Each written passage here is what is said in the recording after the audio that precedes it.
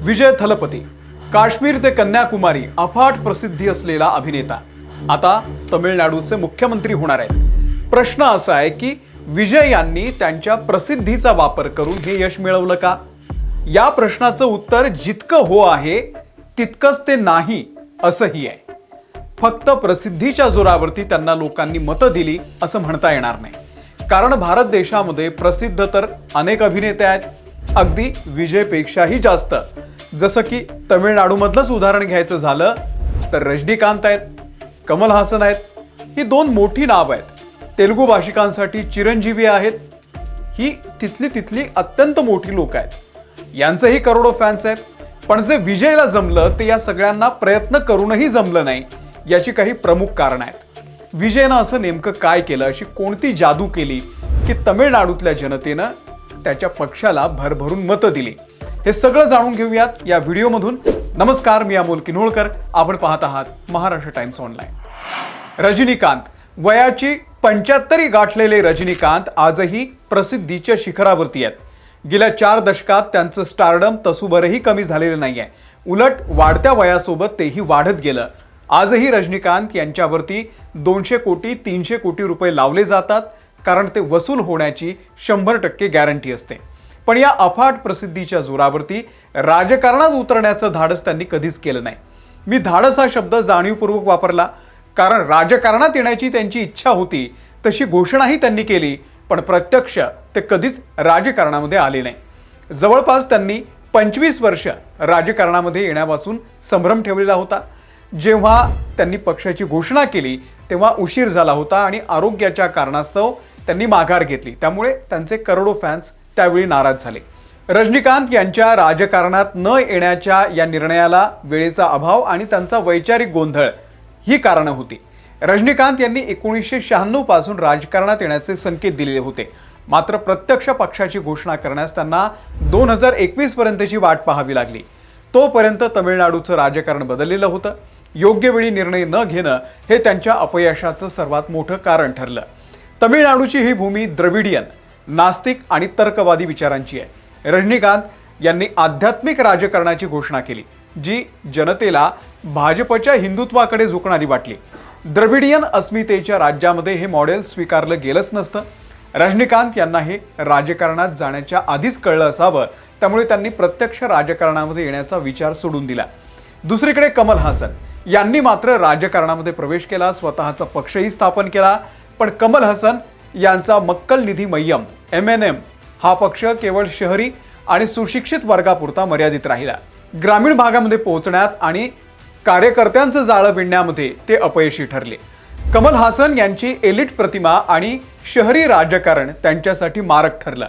कमल हासन यांची भाषणं आणि विचार हे अतिशय तात्विक आणि क्लिष्ट असत। सामान्य ग्रामीण मतदाराला त्यांच्याशी कधीच कनेक्ट होता आलं नाही।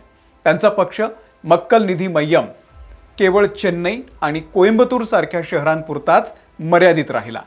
तमिळनाडूची सत्ता ग्रामीण भागातून येते, जिथे कमल हासन यांची अजिबात ताकद नव्हती, आणि त्यामुळे अपयश पदरी पडलं आणि अपयशानंतर त्यांचे अनेक जवळचे सहकारी पक्ष सोडून गेले, ज्यामुळे त्यांच्या नेतृत्वावरती सुद्धा प्रश्नचिन्ह उपस्थित झालं।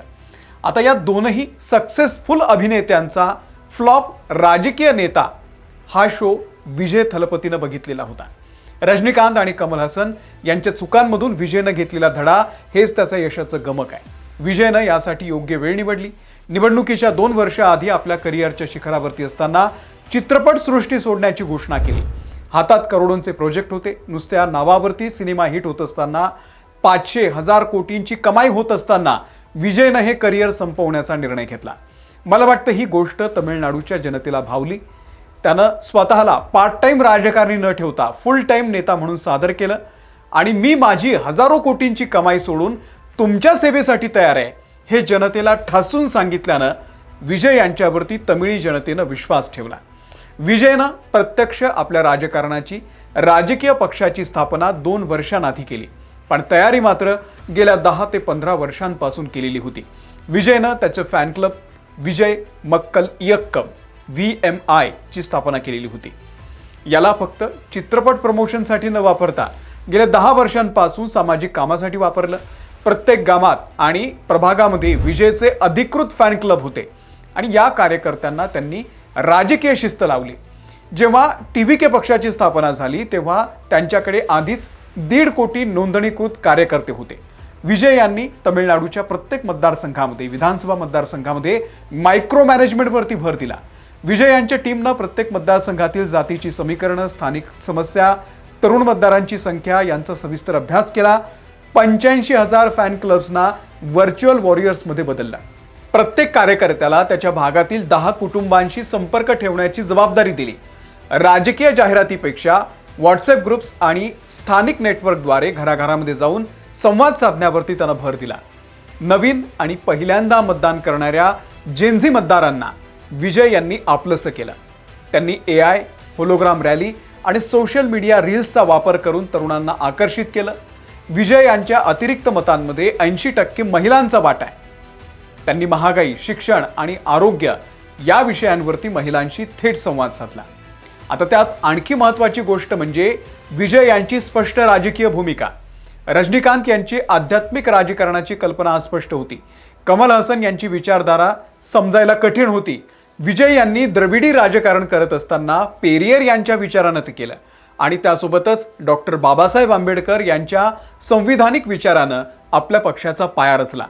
के कामराज यांच्या माध्यमामधून जुन्या काँग्रेसी कार्यकर्त्यांना साथ घातली, तर वेलू नचियार आणि अंजली अम्मान यांच्या माध्यमामधून तमिळ अस्मिता, स्त्री स्वातंत्र्य आणि भाषा, तमिळ राष्ट्रवाद याचा विचार बळकट केला। दुसरीकडे भाजपला वैचारिक विरोधक आणि द्रमुकला भ्रष्टाचाराच्या मुद्द्यावरती राजकीय विरोधक म्हणून सुद्धा टार्गेट केलं। विजय यांनी फक्त स्वप्न दाखवली नाही, तर सुपर ॲप, AI मंत्रालय असे तांत्रिकदृष्ट्या प्रगत आणि व्यवहार्य आश्वासनं सुद्धा दिली। थोडक्यात सांगायचं तर विजयनं चित्रपट सृष्टीतील हिरोची जी प्रतिमा होती ती बाजूला ठेवली आणि जमिनीवरती काम करणाऱ्या प्रशासकाची प्रतिमा तयार केली। रजनीकांत, कमल हसन यांची हाय प्रोफाईल जीवनशैली खरं तर विजयचीही आहे, पण त्यानं जनतेमध्ये मिसळताना ते सगळं बाजूला ठेवलं। एक व्हाईट कलरचा शर्ट आणि तितकीच साधी ट्राउझर, चप्पल घालून तो कॅम्पेनिंग करत होता। विजयनं प्रशांत किशोर यांच्या आयपॅक मधील माजी तज्ज्ञांची फौज कामाला लावलेली होती।